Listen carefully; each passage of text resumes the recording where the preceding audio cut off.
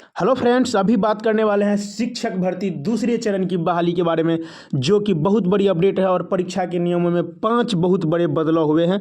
तो सबसे पहले उन्हीं 5 नियमों को जानते हैं कि परीक्षा में 5 नियम क्या सब बदलाव किए गए हैं। चलिए सबसे पहले जानते हैं। पहले चरण में अभ्यर्थियों की शिकायत के बाद दूसरे चरण की परीक्षा 2 नहीं 1 ही दिन होगी। पहले 2 पाली में परीक्षा होती थी, एक भाषा पेपर का और एक समान अध्ययन का, जो कि अब एक ही दिन एक ही पेपर होगा। भाषा के पेपर में 30 प्रश्न होंगे। इनमें से 8 प्रश्न अंग्रेजी से और 22 हिंदी से होंगे। क्वालिफाइंग के लिए 9 नंबर लाना बहुत जरूरी है, यानी कि 9 नंबर क्वालिफाइंग नंबर आपको लाना जरूरी है। द्वितीय चरण में किसी भी योग्यता व अर्हता के लिए अपेयरिंग अभ्यर्थियों को मौका नहीं दिया जाएगा। आपको बता दो कि द्वितीय चरण में किसी भी योग्यता व अर्हता के लिए अपेयरिंग विद्यार्थियों को मौका नहीं दिया जाएगा। जैसे कि 7वीं चरण के फर्स्ट फेज में जो अभ्यर्थियों सीटेट अपेयरिंग वालों को मौका दिया गया था, उसको मौका नहीं दिया जाएगा। और चौथा बदलाव है, विषय कॉम्बिनेशन चुनने में गलती करने पर दोबारा मौका नहीं दिया जाएगा। और 5वां बदलाव है कि भाषा का पेपर क्वालिफाइंग रहेगा। भाग 2 में जब टाई होगा तो भाग 3 के अंकों के आधार पर मेरिट बनाई जाएगी। अगर यहाँ भी टाई हुआ तो भाषा का अंक आधार बनेगा। कहने का साफ मतलब है कि आपका जो पहले एग्ज़ाम होता था 120 प्रश्न रहते थे, जो कि 120 अंकों के होते थे, प्रत्येक प्रश्न 1 अंकों के। अब जो है आपका एग्ज़ाम 150 अंकों का होगा। एक ही पेपर होगा, 2 पेपर नहीं होगा। और इसमें 30 नंबर हिंदी और इंग्लिश से पूछे जाएंगे, जिसमें आपको 9 नंबर लाना है, बहुत आवश्यक है, जो कि आपका क्वालिफाइंग मार्क्स होगा। चलिए अब बात करते हैं इसके बारे में डिटेल। देखिए क्या लिखा हुआ है। शिक्षक भर्ती का दूसरा चरण ऑनलाइन आवेदन 10 से होगा। कब से होगा? 10 से होगा। और 5 से 10 तक रजिस्ट्रेशन होगा।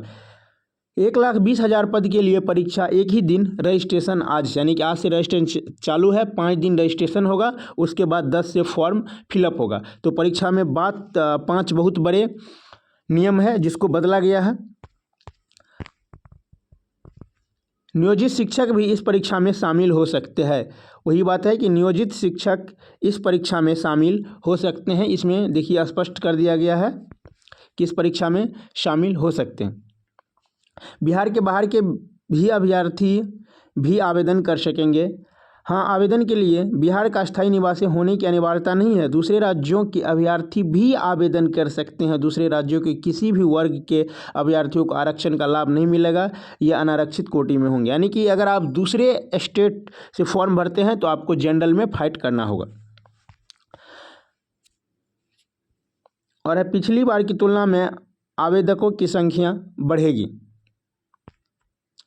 पिछली बार 8,50,000 यानी 8.50 लाख से अधिक, यानी कि 8.5 लाख शिक्षकों ने आवेदन किया। इस बार संख्या और अधिक बढ़ने की संभावना है। खासकर 9 से 12 तक के शिक्षकों के लिए आवेदन बढ़ेंगे, क्योंकि पिछले दिनों एसटीटी के रिजल्ट जारी होने से पात्र अभ्यर्थियों की संख्या बढ़ी है। फर्जी और गलत अभ्यर्थियों चयनित नहीं हो, इसकी तैयारी क्या? 3 स्तर पर फिल्टर होगा। मेधा जाँच के साथ ही डॉक्यूमेंट वेरिफिकेशन, और जब नियुक्त किए जाएंगे तो उनका बायोमेट्रिक से मिलान किया जाएगा। मान लीजिए अजय ने अपनी फ़ोटो और बायोमेट्रिक के साथ परीक्षा देकर सर्टिफिकेट वेरिफिकेशन भी करा लिया, लेकिन स्कूल ज्वाइन में विजय ने कर लिया, तो ऐसी स्थिति में विजय बायोमेट्रिक के आधार पर पकड़ा जाएगा। तो बहुत बड़ी अपडेट है कि अगर आप इसमें धांधली करते हैं, 3 लेयर डॉक्यूमेंट वेरिफिकेशन होगा। अगर आप इसमें थोड़ी भी गड़बड़ी करते हैं तो आपको पकड़ लिए जाएंगे। तो आप लोग को पता चल ही गया होगा कि किस किस चरण में कितना सीट है। जैसे 6 to 8 में कितना सीट है, 9th 10th में और 11th 12th में, वो सभी आंकड़ा दिए गए हैं। तो आपके परीक्षा में 5 बड़े नियम बदले गए हैं, जिसको आप लोग ध्यान रखेंगे। और निगेटिव मार्किंग नहीं होगा। सबसे बड़ी बात यही है कि नेगेटिव मार्किंग जो है वो नहीं होगा। और ऑप्शन 4 रहेंगे। कितने ऑप्शन रहेंगे? नेगेटिव मार्किंग नहीं होगा। और 4 ऑप्शन से आपका एग्ज़ाम होगा, और एग्ज़ाम में 4 ऑप्शन रहेगा। तो इसीलिए आप अभी से तैयारी करिए, और मेरे चैनल के माध्यम से भी आपको तैयारी कराए जाएंगे।